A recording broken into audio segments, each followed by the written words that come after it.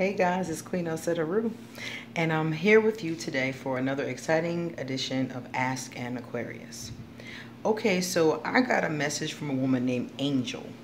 Angel said that she's seeing a Pisces and a Cancer. And she wanted me to tell her what did I think about their potential for compatibility. Now remember, what do I always say? Any relationship can work, depending upon the two people and the effort and how they treat each other and a number of other things too, communication. But any relationship can potentially work, regardless of the zodiac sign, if a lot of factors are taken into account. Now, strictly astrologically speaking, when it comes to Pisces, Cancer, and Scorpio, they are all water signs. Water signs have a tendency to have a lot of emotion. They're either submerged in their emotion, masters of their emotion, or detached from their emotion. But there's always something going on with them in their emotions. And a lot of times their emotions are very intense. The Aquarius is the water bearer. However, we are an air sign. I know, weird contradiction. So we bear water, but we're an air sign. I don't know what that's about. So anyway, we do have that water element to us. So we often find ourselves drawn to water signs because we don't always have the same emotional depth, or we might have it but not know how to show it, or might not be in tune with it. So we are often drawn to water signs. I find myself drawn to water signs. But the problem is that romantically speaking, water signs are really bad for us. Being friends with them, being, like my daughter's a Scorpio, being in family relationships with them is always much better. Romantically speaking, the Aquarius and the water sign, the Pisces or the Cancer or the Scorpio, romantically really is difficult.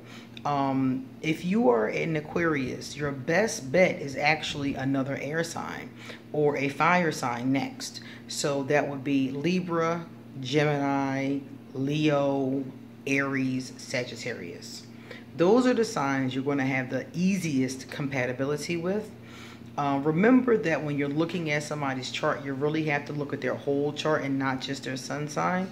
So if you're looking at their chart and their chart tells you that they have a lot of water, and you're Aquarius, if you have a lot of water too, that's going to be a big help. That's going to shift that vibration drastically. But the bottom line is that just the average stereotypical Aquarius with the average stereotypical water sign is going to be difficult because they have a lot of emotion, a lot of water, and you quite frankly just don't. You don't. And if you do have it, it's not always easy for us to engage with it. It's not always easy for us to explore it or show it or express it. Emotion for the Aquarius, we're usually kind of emotionally awkward, the average Aquarius. So basically, these signs are the hardest ones for us to deal with. We're drawn to them because it's a skill that we need to learn and we need to, build in ourselves. So we're very drawn to it. We like it. But at the same time, when we're in a relationship with them that's romantic, it's often too much for us. It's often too much emotion, too much intensity, too much. The Cancer has a lot of clingy tendencies, and quite frankly, you have to be very careful with Cancers. You have to be careful with all water signs, really. But Cancers have a tendency to be extremely narcissistic, extremely abusive too. It just depends on the person. There is good and bad of every sign. There are some Aquarius who are medieval. I know some Aquarius who are evil, and then I know some on the other side that are more angelic and light. So every sign has those polarities, and then of course some people are somewhere in the middle. But when it comes to water signs, you often deal with a lot of emotional manipulation. You often deal with a lot of narcissistic behavior. You often deal with a lot of emotional abuse. verbal abuse, mental abuse. They're very funny in those ways. And Pisces, you said the other gentleman was a Pisces. Now the Pisces, same energy, water, emotional energy, emotional manipulation. Pisces really can be very annoying to us too, because some Pisces have their heads in the clouds. They like are so fanciful and, you know, just so in their feelings and in their head and in the clouds, and they just be going through stuff and we don't really like it because you know, we are eccentric and we are, you know, open-minded in those ways, but they don't really live very much in reality, and the Aquarius is very logical. So we have one foot in reality and one foot out, and the Pisces doesn't usually have either foot in. So as a lover, it's a very difficult vibration for us. So honestly, Angel, I wouldn't date either one of these men. Now, you said the Pisces disappears on the weekends and has like some strange behavior going on the weekends. Typically a man who is into you doesn't disappear for days at a time, especially like clockwork around the same time.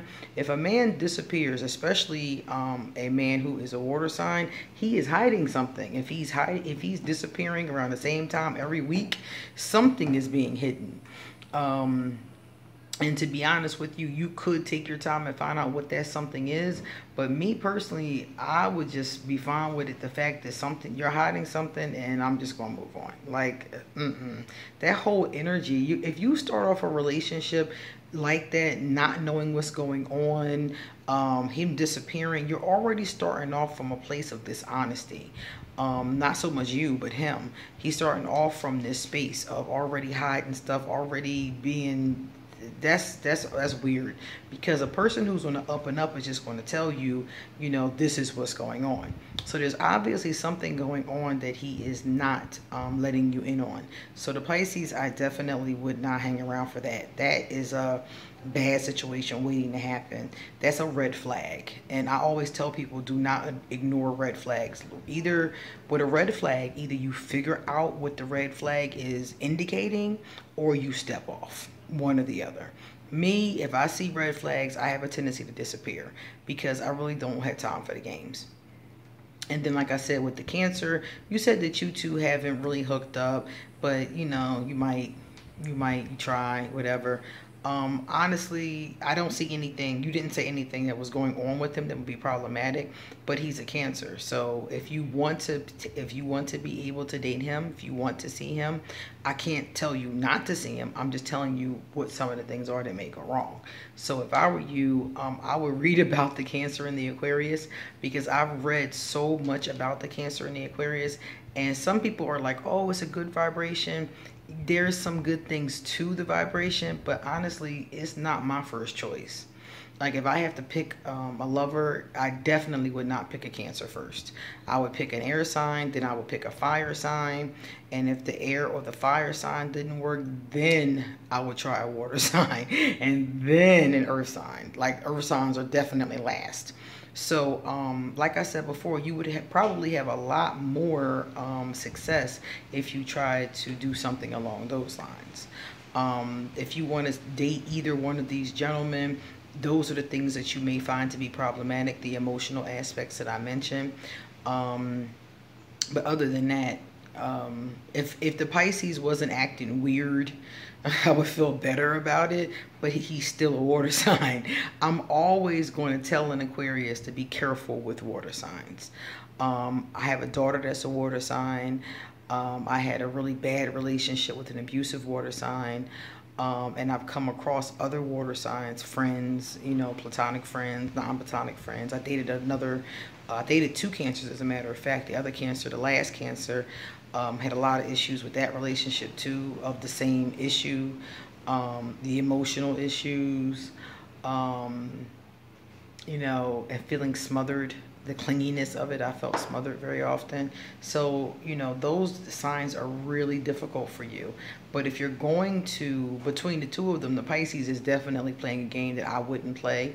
And the Cancer, you don't really know enough about, or you didn't tell me enough about to really see if that person is a good guy or not. So based on the information that you did give me, the Cancer is more possible than the Pisces, but honestly, I would throw both of them away. A friend of mine has a video, and they said throw the whole thing away. I would throw the whole thing away. I would throw it all away and find me an air sign if I were you. So that's my advice based on knowing water signs. That emotional stuff can be a real problem. Some of the times it's a good thing because it means that, especially for a man, it can be a good thing if they're emotionally mature. But the problem with them is that you have to really stand back and you have to really watch. You never move fast with the water sign, ever. I don't think you should move fast with any sign, but particularly a water sign. They're the kind of sign that you have to see in which direction their energy is going. You want to see if they're emotionally balanced or emotionally manipulative or an emotional mess, because one of those three is generally the case. The ones that are emotionally balanced are going to be good to work with. They'll actually be a benefit to you. The ones that are emotional wrecks, obviously, are going to put you through a lot of negativity. So look at the situation with these two gentlemen, and that is my advice for you on the Pisces and the Cancer, and it goes for Scorpio as well. That water energy is just, sometimes it's just drowning to us. So I tell people all the time, because there is oxygen in water, we do find ourselves drawn to that energy. But romantically speaking, it's really hard to maintain those relationships. Even if the person is healthy, it's going to be easier naturally. The other ones are almost impossible, and you just try and try and try, and it just doesn't work. So Angel, I hope that helps you, and I hope that you do not go into situations like I went into with water signs. You also mentioned at the bottom of this note that you used to date Taurus. Taurus is definitely not a good idea, and it seems like you've realized that. I dated a Taurus before. I talked to a couple of Tauruses, but I actually got serious about one. And the Taurus Aquarius combination is another one that they're Earth. Capricorn, Virgo, those are all Earth. Taurus, those are Earth.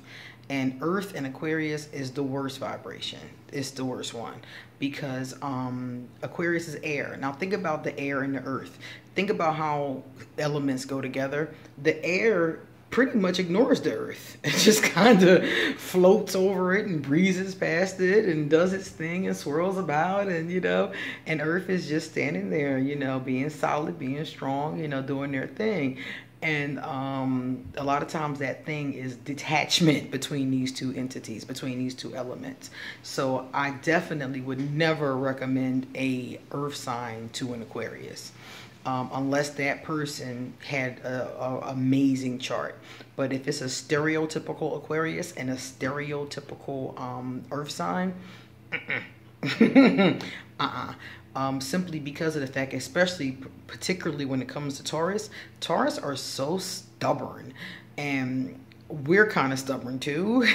So the combination of the two, it's hard to get things done. It's hard to get anything done, because the Taurus will plant their feet and say no, and then the Aquarius will say yes, or vice versa, and nothing gets done. And the Aquarius is a flight risk always at best. So if a Taurus is really, doing, and they're going to do that, we're not going to hang around for that for long. We'll hang around for that a few times, and then we're not going to put up with it. So it's difficult for those particular vibrations to compromise and come to, some kind of consensus. But again, remember what I always tell you. It depends on what you want to deal with. It depends on what you want to work on. I've seen couples that don't go together at all make it, and make it well, and make it for a long time. And the bottom line is how hard are they working on it, you know, and to what extent? Because sometimes just because a couple is together doesn't mean they're happily together. Some couples just stay together because it's more comfortable not to be. It's more comfortable just to stay together than to try to find somebody else. So remember, when you're looking at somebody else's relationship, you never quite know what that dynamic is. All right, Angel, I hope that answers your question, and I hope that it helps you. And thank you so much for your question.